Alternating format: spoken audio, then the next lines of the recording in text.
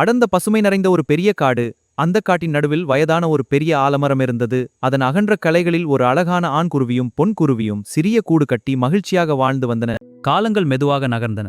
ஒரு நாள் தாய்க்குருவி 4 சிறிய முட்டைகள் வைத்தது. அந்த கூடு புதிய மகிழ்ச்சியால் நிரம்பியது. சில நாட்களில் முட்டைகள் உடைந்தன.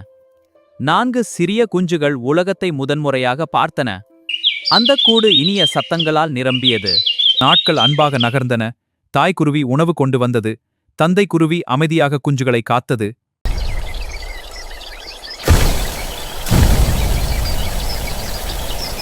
சிறிது நேரத்தில் தாய்க்குருவி திரும்பி வந்தது. ஆனால் அதன் அலகில் எந்த உணவும் இல்லை. எவ்வளவு தேடியும் அந்த புயல் மழையில் உணவு கிடைக்கவில்லை. குஞ்சுகளின் பசியை கண்ட தாய்க்குருவியின் கண்கள் கலங்கின.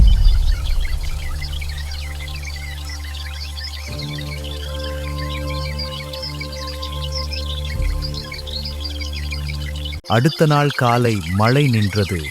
குஞ்சுகள் பாதுகாப்பாக இருந்தன. ஆனால் தாய்க்குருவி மட்டும் அசையாமல் இருந்தது.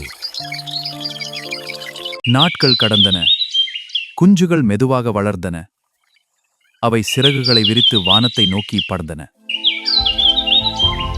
அதை பார்த்த தந்தை குருவின் மனம் மகிழ்ச்சியால் நிரம்பியது.